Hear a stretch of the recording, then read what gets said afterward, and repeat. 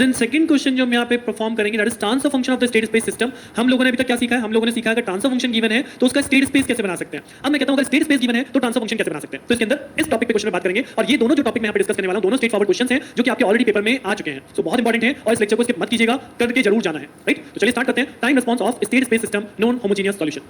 So non homogeneous solution कोई derivation में नहीं जा रहा हूं क्योंकि जैसे कि मैंने पहले भी कहा डेरिवेशन कभी नहीं आया है, पर इस पे बेसिक क्वेश्चन आया तो वही क्वेश्चन मुझे आपको इस इक्वेशन से सॉल्व कराना है। तो अगर हम बात करें हमारे पास स्टेट इक्वेशन थी x dot t is equal to a of xt plus b of ut। तो इफ यू रिमेंबर जहां से हमने एसटीएम को स्टार्ट किया था from the second last lecture, अगर इस लेक्चर से दो लेक्चर पीछे देखें तो वहां पे एसटीएम के अंदर हमने डेरिवेशन में ये रखा था ut is equal to 0 because वहां हमने काउंट किया था होमोजेनियस सॉल्यूशन जहां पे आपका इनपुट रिस्पांस 0 होता है। राइट, बट अब अगर मैं नॉन होमोजेनियस सॉल्यूशन की बात करूं तो यहां पे मैं इनपुट ut को 0 नहीं रखता and in that case we will find out the solution of this x of t। तब हमें सॉल्यूशन मिलेगा xt is equal to 5t x of 0। इतना आपका होमोजेनियस सॉल्यूशन है जहां पे 5t क्या है e to the power 80 that is STM.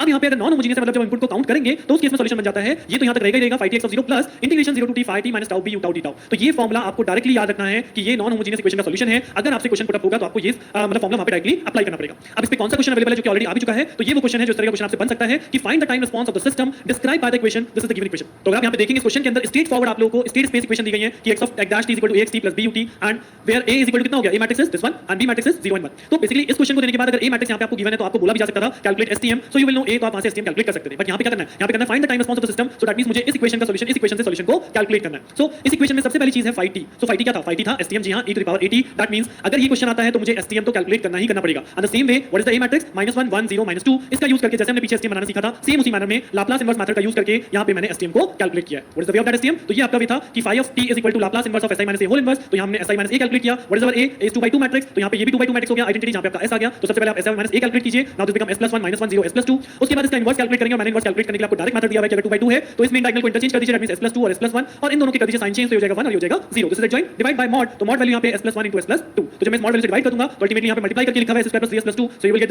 This inverse of the si minus a matrix. और फाइनली हमें करना है लाप्लास इनवर्स। तो हर एक इंडिविजुअल एलिमेंट का यहां पे लाप्लास इनवर्स करेंगे जो हमने सेम stm में भी सीखा था और उसके बाद आप लोग यहां पे लाप्लास इनवर्स करने के बाद इस 5t को कैलकुलेट करेंगे। राइट, सो आई थिंक ये हम पहले भी कर चुके हैं तो यहां मैं बहुत ज्यादा टाइम नहीं दे रहा हूं लेक्चर के अंदर बिकॉज़ 5t आप लोग पहले कैलकुलेट करना सीख चुके हैं। तो दिस इज द वे कि आप 5t कैसे कैलकुलेट करने वाले हो। राइट, अब 5t मुझे मिल चुका है यानी 5t को मुझे यहां पे पुट करना है। नेक्स्ट मुझे इस इक्वेशन में क्या चाहिए, नेक्स्ट मुझे इस इक्वेशन में चाहिए x of 0। सो आपके क्वेश्चन में x of 0 ऑलरेडी मेंशन है। राइट, उसके बाद सेकंड थिंग आपको यहां पे क्या पुट करनी है 5t - tau। तो अगर आपको 5t मिल गया, अगर मैं यहां पे देखूं 5t मिल गया मुझे तो 5t - tau कैसे आएगा, केवल मैं इस t की जगह जैसे ये 5t है ना, ये 5t है हमारा, तो इस 5t में इस t की जगह क्या पुट करने वाला हूं t - tau, t की जगह क्या पुट करने वाला हूं t - tau, t की जगह क्या पुट करने वाला हूं t - tau। ठीक है, उसके बाद है मैट्रिक्स b। तो what is the value of b matrix, b matrix हमारे क्वेश्चन में गिवन थी क्या, this is the b matrix 0 and 1। तो ये b matrix as it is यहां पे यूज करिए, this is the b matrix. और ये है u tau फंक्शन जो कि आपके क्वेश्चन में गिवन था कि ut is equal to 1। Right, तो ut इज इक्वल टू 1 है तो इसलिए u of tau भी हमारा 1 हो गया। तो ये सारी वैल्यूज केवल मैंने यहां पे प्लेस ऑन करी है इस फॉर्मूले के अंदर। बट सबसे पहले केवल आपको 5t कैलकुलेट जरूर करना पड़ेगा बिकॉज़ 5t की कैलकुलेशन पूरी है, आप उसको कैलकुलेट करके लेके आए। फिर x of 0 क्वेश्चन में गिवन है, ये ऑलरेडी यहां पे बन गया, b क्वेश्चन में गिवन था और u tau की वैल्यू है 1, सारी वैल्यू मैंने प्लेस कर दी। नाउ सिंपली मुझे करना है मल्टीप्लाई। तो ये मैट्रिक्स x of 0 से मल्टीप्लाई होने के बाद यहां बन गई -e to the -t and 0 और ये इंटीग्रेशन साइन अपनी जगह पे एज इट इज है। और जब इस वाली वैल्यू को आप 0 1 से मल्टीप्लाई करेंगे then we will get this matrix. Right, तो यहां पे राइट हैंड साइड पे मेरे पास है x of t और ये अगर आप राइट हैंड साइड पे देखेंगे तो यहां पे दो इक्वेशन फॉर्म होती नजर आ रही है। तो एक तरह से ये हो जाएगा मेरा x1t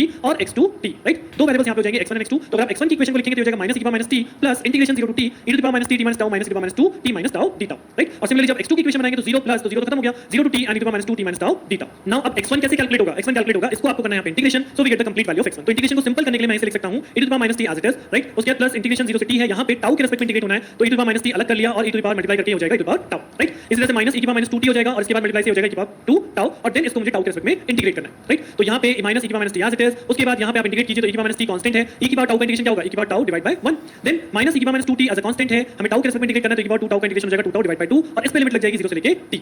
यानी जब मैं एक बार t लिमिट पुट करूंगा तो e की पावर -t and e की पावर t ये क्या हो जाएगा e की पावर 0 यानी क्या बचेगा 1। और जब आप इसमें 0 वैल्यू पुट करोगे तो e की पावर 0 क्या होता है 1, तो माइनस ऑफ e की पावर -t बचेगा आपका इस पर्टिकुलर वैल्यू में जब हम लिमिट को पुट करेंगे। सेम अब माइनस साइन है, इस वाली वैल्यू में लिमिट को पुट करते हैं तो जब एक बार t पुट करेंगे तो ये हो जाएगा e की पावर -2t into e की पावर +2t यानी e की पावर 0 यानी ये हो जाएगा हाफ। और जब 0 पुट करेंगे तो 0 में e की पावर 0 1 हो जाता है यानी हो जाएगा -e की पावर -2t by 2। राइट, तो ये हमारे पास बन गया इज इक्वल टू -e की पावर -t e की पावर -t प्लस 1 - e की पावर -t माइनस हाफ और -e की पावर -2t by 2। अब अगर इन सबको मैं ऐड ऑन कर दूं तो यहां है 1 और यहां है माइनस हाफ, तो क्या बचेगा यानी मेरे पास बचेगा हाफ और इसके बाद ये है e की पावर -t, ये है e की पावर -t यानी हो गया -2 e की पावर -t और last e to the -t 2t का कंपोनेंट हो जाएगा प्लस e की power -2t divided by 2। So this is the value of x1 of t। सो यहां पे ये भी आपकी x1t की वैल्यू जो मैंने यहां पे लिख भी रखी थी, so I got the same value. Right, तो दिस इज द वैल्यू जो हमें x1t की मिल गई। इसी तरह से आपको x2t को सॉल्व करना है, सेम x2t में मल्टीप्लाई कर लीजिए, e की पावर -2t को अलग कर लीजिए और e की पावर 2 tau को अलग कर लीजिए जिसको आपको d tau के रिस्पेक्ट में डिफरेंशिएट करना है। जब आप इसे डिफरेंशिएट करेंगे you will get from 0 to t, इसे डिफरेंशिएट करा e की power -2t is a constant 1 e की power 2 tau divide bye 2, limit लगानी है 0 से लेके t, तो जब t लिमिट लगाएंगे हो जाएगा e की पावर 0, e की पावर 0 का मतलब हो गया हाफ और जब 0 लिमिट लगाएंगे तो -e की power -2t by 2, so half - e की power -2t by 2। This is the next solution of your x2t।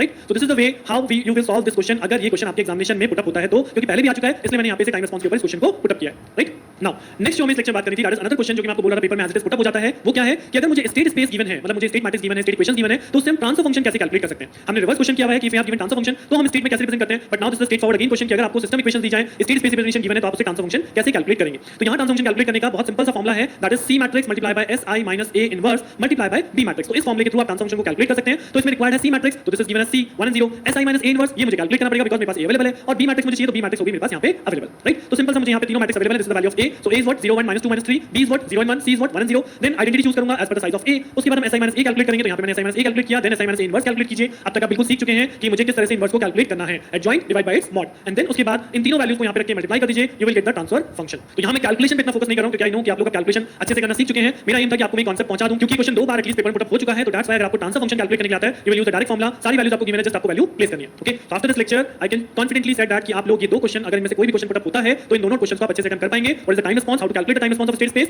And when the input response is non zero, right? And how to calculate the transfer function of state space system. इसी के साथ इस lecture को यहीं पे wind up करते हैं। Next lecture में आपके साथ मुलाकात होगी, जो इस यूनिट में दो मेन टॉपिक और बचे हैं। One is called